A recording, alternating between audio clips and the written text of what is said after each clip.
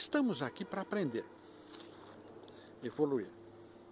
Dentro de nossas leis kármicas que instituímos, estamos aqui para evoluir. E a única forma de evoluir com sabedoria é aceitando o que possa nos acontecer. Não maldizendo, apenas aceitando com humildade, porque não há outra forma de eliminar essas adversidades da vida.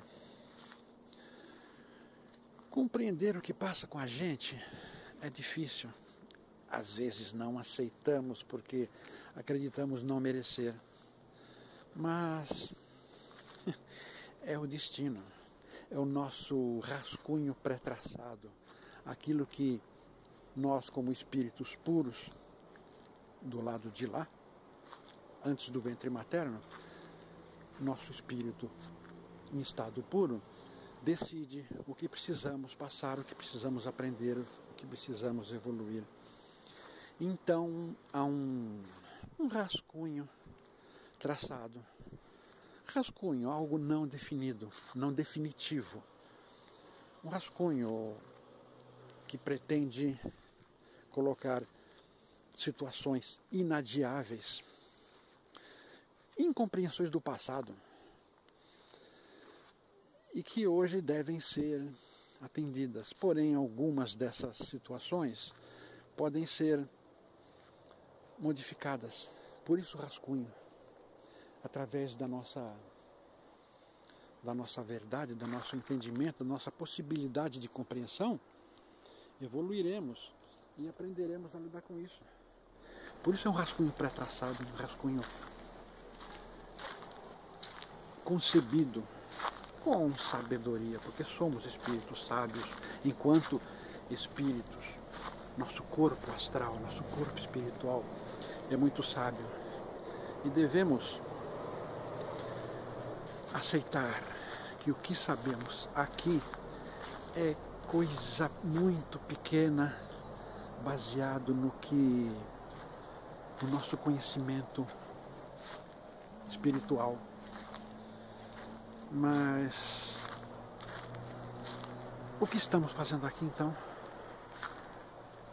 Estamos maturando o nosso emocional, estamos evoluindo, porque o nosso emocional precisa aceitar certas coisas, precisa aceitar certas determinações do mundo, do destino, e nosso emocional não aceita. E nosso emocional imaturo se torna uma carga para o espírito, se torna uma dificuldade de entendimento, de aceitação de parâmetros muito superiores ao que podemos entender. Essa é uma linguagem mais Deus, mais superior, e uma linguagem que para nós é complicadíssima compreender, fácil de falar, mas difícil de compreender, dificílimo de aceitar. Mas é uma linguagem divina. São situações que envolvem a criação, envolvem sabedoria infinita, a própria existência de Deus em nós, a própria existência de Deus em cada planta, em cada célula de toda a existência, de toda a matéria. Deus é isso, Deus, nós somos células uno de Deus, e Ele é cada célula do universo matéria. Deus se tornou o universo de cada célula matéria quando, em Gênesis, diz Moisés que Deus foi visto, a face de Deus foi visto nas águas, quando Ele criou as águas. Deus foi visto, sua face foi vista nas águas. Então podemos deduzir que Ele se tornou matéria, que Ele se tornou a essência desse mundo. Ele se tornou nós, porque nós viemos da matéria, viemos da terra, viemos da mata.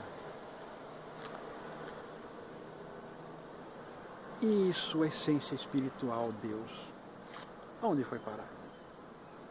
Sua essência espiritual, Deus, sua essência matéria, Deus. Concepção complicada, né? Sua matéria, sua essência matéria, Deus, se tornou célula, se tornou tudo que os nossos sentidos carnais conseguem captar. E sua essência espiritual, onde está?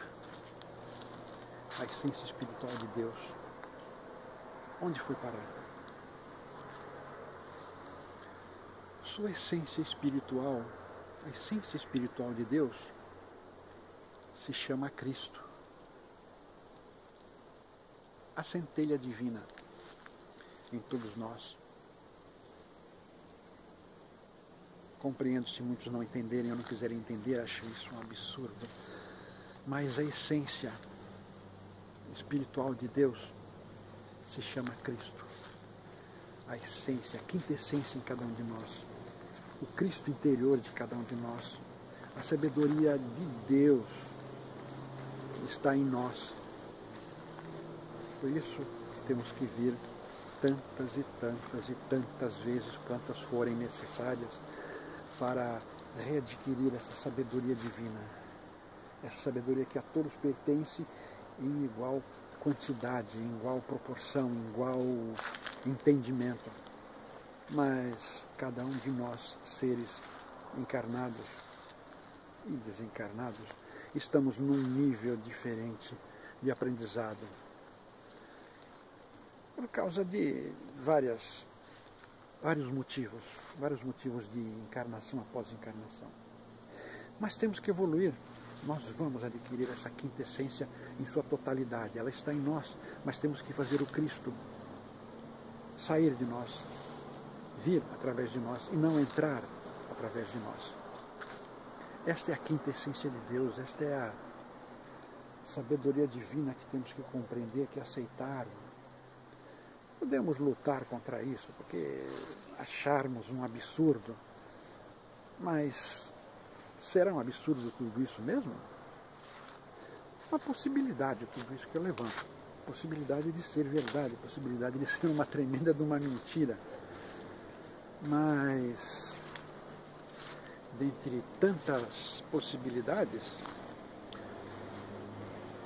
uma vírgula que seja de tudo isso que eu disse, alguém pode compreender, pode querer estudar mais a fundo.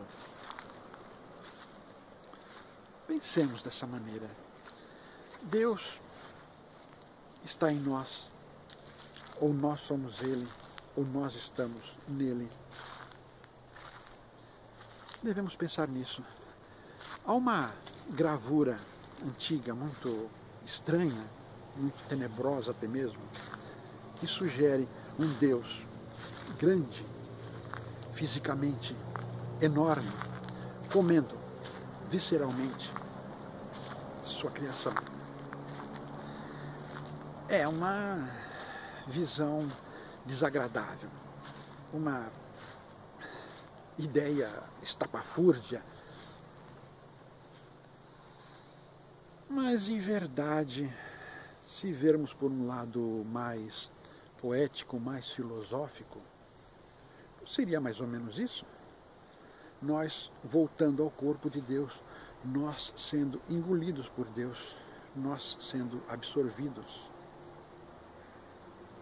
sendo digeridos, voltando a fazer parte do corpo do Criador.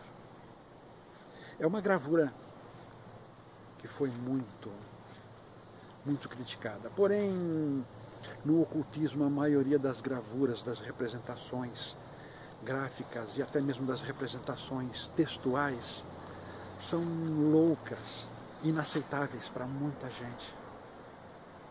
Mas até que ponto tudo isso é mentira? Até que ponto tudo isso é absurdo? O ocultismo é complexo, mas levanta possibilidades sem fronteiras, que é a missão do ocultismo. Então, Deus seríamos nós e o Cristo em nós, a essência de Deus. Por isso que somos deuses em nosso universo interior. E só nós nos governamos, nós nos protegemos, nós nos punimos. Nós nos punimos através de karmas elaborados. Porém, não somos Deus, não podemos jamais ser Deus no universo externo, porque são milhões e milhões de universos procurando evolução. São milhões e milhões de universos internos que se governam em sua totalidade, mas que também não podem governar seu universo externo. Pensemos em tudo isso, por mais louca que seja essa colocação, por mais absurda que seja essa colocação, se alguma palavra desta insanidade, eu falei, coloco insanidade mesmo, tenho coragem de colocar como insanidade. Porém, se alguma palavra desta loucura ressoar em sua mente, ressoar em seus ouvidos, bater com insistência, pense por que está passando por isso. Pense por que está refletindo sobre esse assunto sem querer, está refletindo sem parar. Quem sabe você tenha mais uma opinião sobre o que eu disse, mais uma opinião a acrescentar, porque todos nós somos mestres e discípulos. Todos nós somos mestres e discípulos pela vida, pela eternidade, pela existência.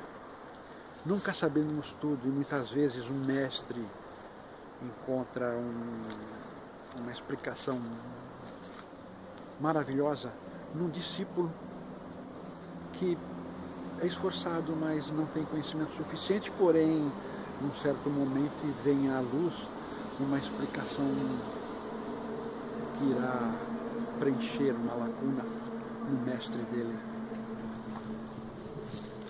Pense em tudo isso. Ou não pense em nada. Esqueça tudo isso. Mas se daqui um dia, 2 dias, começar a pensar no que acabou de ver, alguma coisa tem nisso tudo que eu disse e que tocou em você.